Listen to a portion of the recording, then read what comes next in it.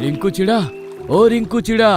उसने घर से निकलकर देखा तो सामने मोंटू बंदर अपने हाथ में एक लेटर लिए हुए खड़ा था और वहाँ शेर खान के साथ जंगल के बहुत से जानवर भी मौजूद थे। शेर खान आप? रिंकू चिड़ा, ये जो मोंटू बंदर के हाथ में तुम देख रहे हो, ये तुम्हारी माँ की वसीयत है जो उन्होंने कुछ महीने पहले इसके पास लिखवाई थी। वसीयत? भला पंछियों को वसीयत की क्या जरूरत पड़ गई?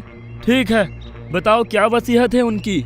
मैं चिंकी चिड़िया अपने बेटे के गलत व्यवहार से बहुत दुखी हूँ।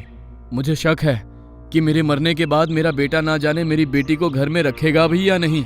इसलिए मैं ये वसीयत कर रही हूँ कि मेरे मरने के बाद अगर मेरा बेटा इस घर में रहना चाहता है तो उसको मेरी बेटी को भी इस घर में अपने साथ रखना होगा और उसका एक अच्छे भाई की तरह ध्यान रखना होगा।